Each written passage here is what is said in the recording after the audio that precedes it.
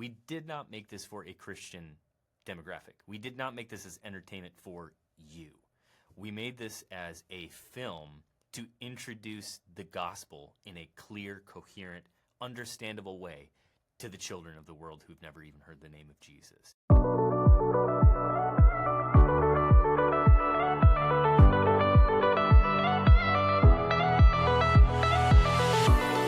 Welcome to Fellowship 17, a podcast from Child Evangelism Fellowship for the Christian community. On this podcast, we dive into the world of child evangelism and discipleship through interviews and discussions with ministry leaders and thinkers. Hey, Brennan, welcome to Fellowship 17. This is a podcast from Child Evangelism Fellowship, and you're representing Salvation Poem Project today, and we are a ministry partner with Salvation Poem Project, and we're very excited about that partnership. We think it's a great match between our two ministries. We agree. Feel the same way. Thanks for having us, Jeff, and for talking to me today. Yeah. So give us a little bit of a background and history of Salvation Poem Project, kind of where it got started, how it's evolved, what you guys do, for those that may not be familiar with you today. Sure. Many, many years ago, my parents wrote a song called The Salvation Poem, which is the gospel in the form of a 6-line song formatted as a sinner's prayer. And they felt the calling on their lives that they were supposed to teach it to the world. Well, there's a lot of languages in the world. They felt like that was a calling that was beyond their lifespan, so they created a nonprofit in order to carry on that legacy. And about 4 or so years ago, I came into the position of being the president of the nonprofit, and we decided that we were going to transition it into being a full-blown nonprofit media company making gospel-centered, works of art to share Jesus with the world. And so our mission is to craft stories to share Jesus Christ with the world. And that's how we came to be the organization that we are today. And, we went from 2 people to, well over 20 people now full time. Still a very small nonprofit, but very focused. And, as we do creative projects, we scale up with contractors and then scale down afterwards to keep it very efficient. Yeah. I love your quote that you have on your website, Brennan, when you say, "We're a team of imperfect artists, programmers, and designers who are obsessed with Jesus. We want to use our imperfect efforts to bring his perfection into a world in desperate need of his grace." That's a great quote. That's a great line. And well, we believe it. I can tell you're not just saying it; you're living it out too. So that's amazing. The opportunities that are available to you now have to be pretty astounding. From what a Christian multimedia company might have been able to do 20, 30 years ago to what you're able to do today with 20 people is pretty amazing, isn't it? It is amazing. It also, everyone else in the world has that same access now. And so it really raises the bar exponentially on the quality of what you actually have to produce. And so it's both an opportunity and also a challenge to try to compete at that level in the marketplace these days. Because regardless of whether or not we want to, the entertainment that we're making needs to compete with the likes of, everything else being put out there, from Disney films to, video games made by large development companies. We need to compete at that level and be something that people want to engage with. And that's really the draw of making gospel-centered works of art, is that you're making real works of art that draw people to it, so then you can give them the beauty of Jesus. And I think you are. Seeing some of your products, and especially the Light of the World film that we'll talk about in a minute, I think you are producing a quality that can rival anyone else out there. Used to, I've been in ministry a long time, and you could just tell a Christian produced piece of a product versus the one that the industry is producing. I don't think that's true anymore, because of the great work like companies and ministries like Salvation Poem Project are putting out. So thank you for what you're doing. Now, how did Brennan himself get into this? I know you were born into it a little bit with your family starting this from the beginning. Obviously, you're a creative. And creatives sometimes have meandering paths to get to where they want to go. Now you're an author, Yes. you're a creative, you're a producer, you've been involved in a lot of different ways. How did God grab your heart and say, this is what I want Brennan to be pursuing in his life? Well, it was circuitous, as you mentioned. I didn't want to be involved in anything that my dad was making, just because he's a high power, A-type personality person, and has been very successful.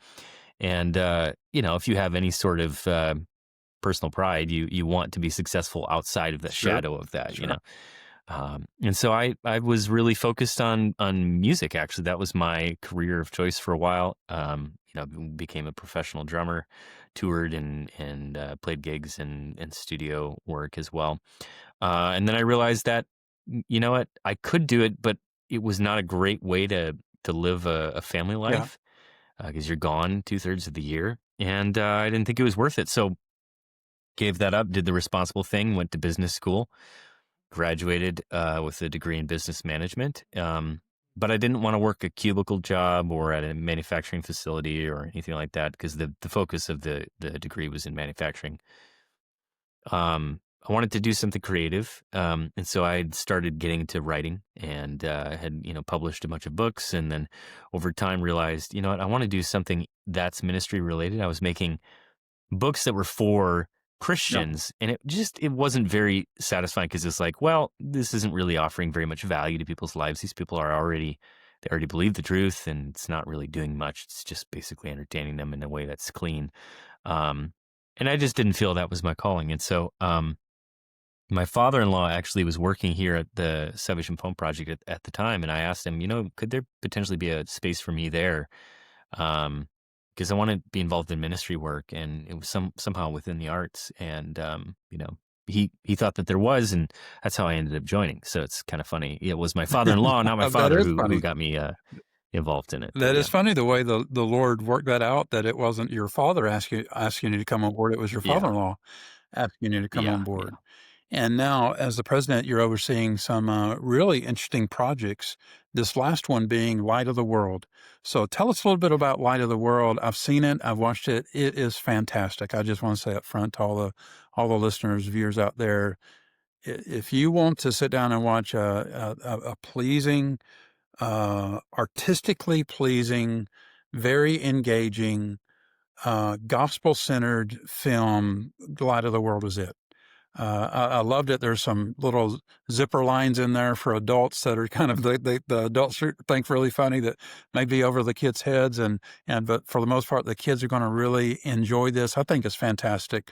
Brennan, how did this come about, actually? So the film actually was my father's idea. He's like, well, I felt God called me to make a film on the life of Jesus years ago, but it wasn't the right time. And at that point when he was talking to us about this, we had just hired on John Schaefer as our fourth employee. John was the lead producer of CBN series Hmm. Superbook. And so he said, well, now, John, with you here, maybe now's the time, and maybe it should be animation because of your background in animation. And so he said, so what would it cost and what would it be like? Go figure it out. So it was sort of a responsibility thrust upon us, and, we had to respond to it and figure out, well, why would this be something that we would do? How much would it cost? How would we approach it? We had 4 people at the organization. We obviously had to build the Right. team.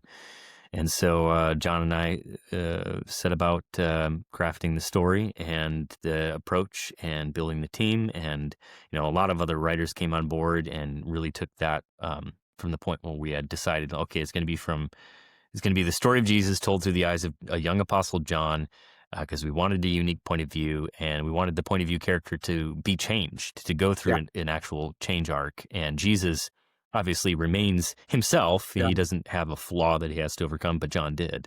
And we wanted to show that because we wanted to give people an intuitive experience of being changed by Yeah. Jesus' sacrifice, so that they could understand how that could change their lives as well. And so really from the very beginning, we made this with ministry in mind. We did not make this for a Christian demographic. We did not make this as entertainment for Right. you.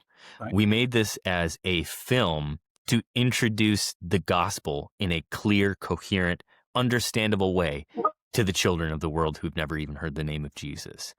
And so if you're going into this and you're wanting this like nuanced, like, oh, here's a different take on all these Bible stories. That's not what Right. this is. This is the most clear and coherent presentation of the gospel you probably will ever encounter in any work of art.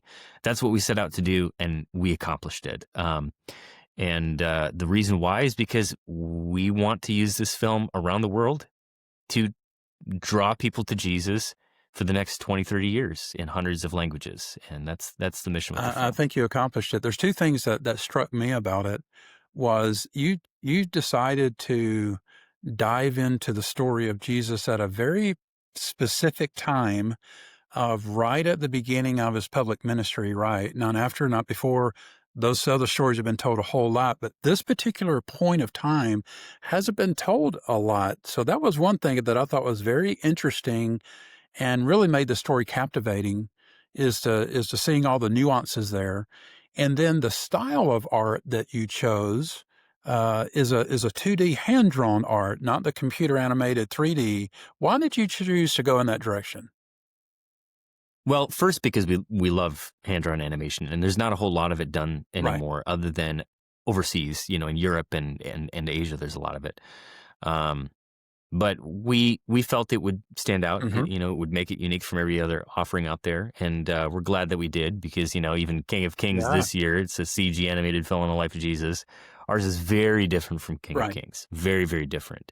Um, again, the gospel centered focus of Light of the World is so much stronger in our film than in King of Kings. King of Kings is really telling the Bible stories beat for beat in a very accurate way through the lens of Charles Dickens. And so it's a totally different take, but we wanted to make sure that visually it stood out.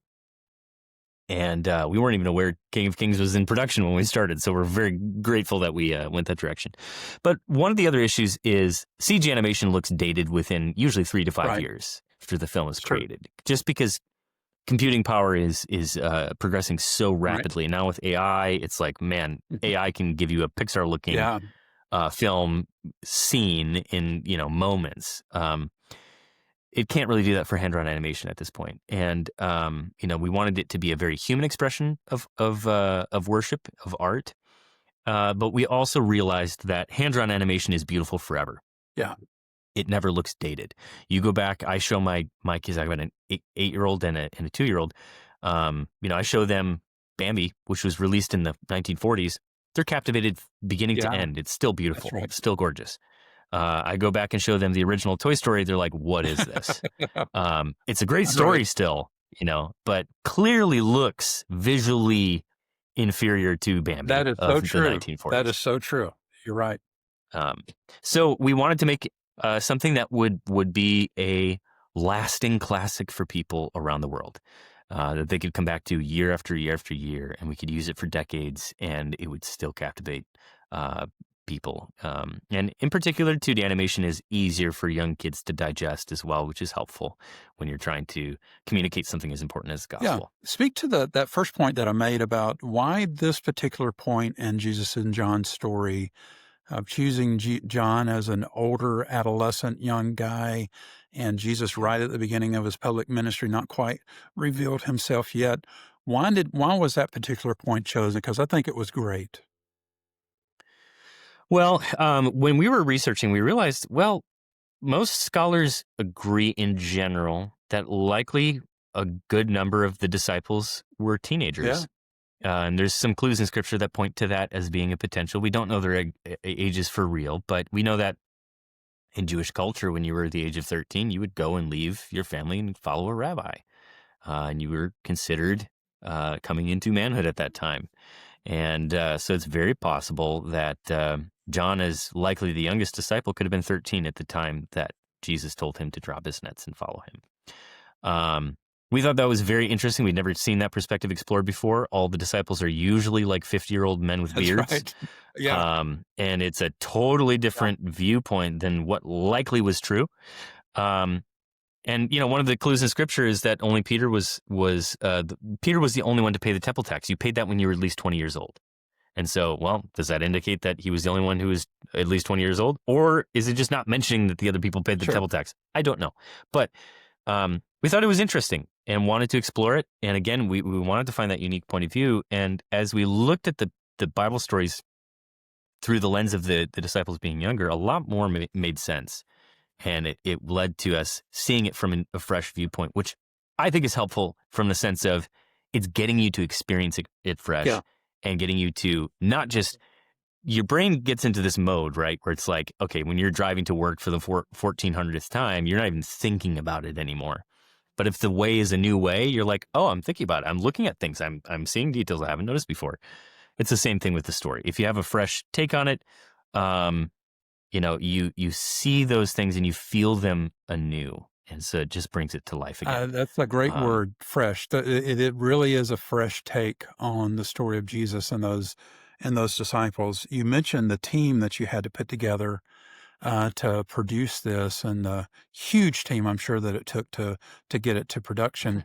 You have an all-star team there at Salvation Poem to produce this thing, don't you? We did, yeah. I mean, John Schaefer, who I mentioned earlier, the lead producer of Superbook, he was one of the two directors of the film. The other director was Tom Bancroft, who, was a lead animator on everything from Beauty and the Beast to Lilo and Stitch and Emperor's New Groove and Mulan. He was a character designer for Mushu and lead animator for Mushu on Mulan. And his brother, Tony Bancroft, his twin brother, was one of the directors of Mulan. Well, Tony was our animation director as well on our film. And so we had, extremely talented, experienced people working on the film. And it was, I believe over 400 people assembled to make the film over roughly a 3.5-year period. So it was a very intense production, and animation is incredibly grueling. It is very, very work intensive. It's much easier to make a small live action film. You can shoot that in, a couple weeks and then edit it together. This was, over a year of principal animation work. So, just very intense. It was great to work with everyone. A lot of the people who worked on the film were not Christians, and that was actually very helpful because our demographic is non-Christians. And so when these non-Christian storyboard artists were like, I don't get what's going on in this scene. What's with all the blood stuff? Right. It's like, oh yeah, we haven't made that clear. And so ironically, that was our first mission field. Our first testing ground was a lot of the people who worked on the film. And when the light bulb moments were going off for them, and they're like, oh wow, this is what Christianity is about. I've never understood that before. And it was leading to them changing and buying a Bible and like, hey, I'm actually reading this now and taking it seriously for the first time in my life. We knew that we were on the right track for how we were telling this story. That's amazing. That had to be some very interesting conversations. So you Very, produced yes. it, you started promoting it, you started to roll this thing out, decided to go to the movie theater approach, not video approach, not any other approach first. What was the thinking behind that, taking the theater approach to this? Well, really, it comes down to a lot of the ministries that we were talking about partnering with. They said, well, if you don't treat this like a serious film and do a theatrical release, then internationally it's going to be hard for us to get this played in places. Okay. And so that's really what it came down to at the end of the day was, we needed to do a theatrical release to get the film out there and to make sure that internationally ministries could leverage it and use it effectively. Yeah. What's been the reception so far? It's been out for about a month or so now, public release. So what's been the reception? The reception has been really very, very Good. positive. We've gone, Rotten Tomatoes is a review site where people tell you if your film is rotten or not. Our critic rating is very high, and it's like in the mid 80%, which is very high. And then the audience rating, 97% of the audience went and saw it, loved it. And that's also extremely high. And ratings in other areas have been very high as well. So the response has been very good. Obviously we want it to get out there more. We think that the more people who watch this, the more that lives are going to be changed. Just from opening night alone, we've had like roughly 20 people contact us, people that we know who said, I brought my niece, I brought my nephew, I brought my grandkid. You won't believe it. They accepted Jesus after watching your film. Like, this is crazy. They actually understand the gospel for the first time in their lives. And they've gone to church, these young kids. But here it is conveyed in a way that they can actually grasp and understand and take hold of emotionally. And I think that's the power of it, is that this film actually leads to real life change. Yeah. Has to make all those weeks and hours and months worth it, right? It does. It does. Yeah. And, years of work, and you're like, are we kidding ourselves? Is this actually going to impact Right. anyone? And then to hear those stories, it's transformative. Yeah. I've got to ask you this. What was your favorite scene in the whole movie? Tell me that. Probably the baptism of Jesus. That's a wonderful scene. It's It is. beautiful visually. It's emotional. It's well crafted, and I'm really happy with that scene. Yeah. I've never seen it depicted that way before. Folks, you got to see it. You got to see the film is worth seeing just for that scene, in my opinion. That was a fantastic way of demonstrating exactly the full scope of what was going on. So what's the big message? I mean, obviously it's the message of the gospel. It's the message of Jesus Christ, grace, salvation. But what's the hope that you have that people will take away from this film after watching it? Well, I hope that they'll fall in love with Jesus in a Good. greater way, and choose to really follow him. I mean, the film as well leads into a direct call to action to the audience to learn how to follow Jesus, and that leads them into our free discipleship resource called New Believer Course, which teaches people the significance of the gospel and their commitment to live it out, and how to actually walk through that. Gets them involved in a local church and reading scripture daily and praying daily, and teaches them how to do all of that. So, for us, what we hope is that people will rally behind this film, share it with everyone that they know, and see life change actually take place, take root. Not only is the film great, the auxiliary resources and those peripheral resources that you're producing is also great. I love that opening video in your discipleship series. It's fantastic. It's so easy on the eye and easy to understand for the heart. I really like that. You've got other resources being produced by Tyndall and other that are coming out along that line too, don't you? Yes, sir. So there's 2 coloring and activity books, a third one coming next year. And there's also a children's picture book that tells a little side story about a little boy named Josiah who receives a coin at the beginning of the Right. movie, and it follows him and his journey of following Jesus. And it's really beautiful and emotional, and teaches children that their worth is not in what they can do, but it's in being known and loved and chosen by Jesus. So that's a great children's book. And then we have a 90-day family devotional as well, that families can read together, and it's a great way to tie your family more closely in. It spiritually give you something that you can talk about Jesus with your children and not have to come up with things. It just makes it very easy to do that. And then next year, we also have a 400-page Bible storybook that's using the art style from the Right. film to tell Bible stories to children through the voice of the Apostle John as a 13-year-old. And so it's going to be a great resource for people as well. And there's a free church curriculum that people can use as well. You can go download that at lightoftheworld.com. You can find all the publishing materials, everything having to do with the film at lightoftheworld.com. Yeah, that's what I was about to ask you, how they can get their hands on all of these things. You definitely want to go there, folks. This is some good stuff, high quality, high message. So the message of the gospel, plain and clear. It's fantastic. We, in our partner, Child Evangelism Fellowship's partnership with Salvation Poem Project, we're making the Light of the World film available through our Unite app real soon, and people can go search for Unite app by CF on their app store, and you'll be finding that real soon. So we're grateful for that opportunity to make that available through our Unite app, Brennan.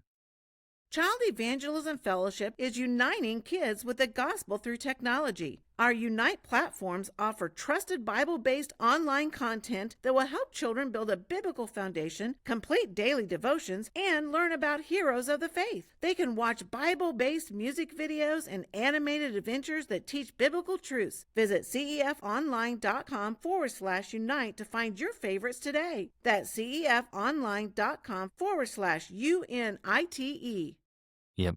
We're grateful as well, and happy to share it with everyone who works at CEF, and grateful for everyone's labor for the kingdom. Keep up the good work. share the gospel. That's what our world needs now more than ever in this dark time. We need the light of Jesus. That's right. I'm glad we're in this together, Brennan. I'm glad our Me organizations, too. ministries get to do this together. Thank you so much for being a part of Fellowship 1-7, and God bless you in your ministry.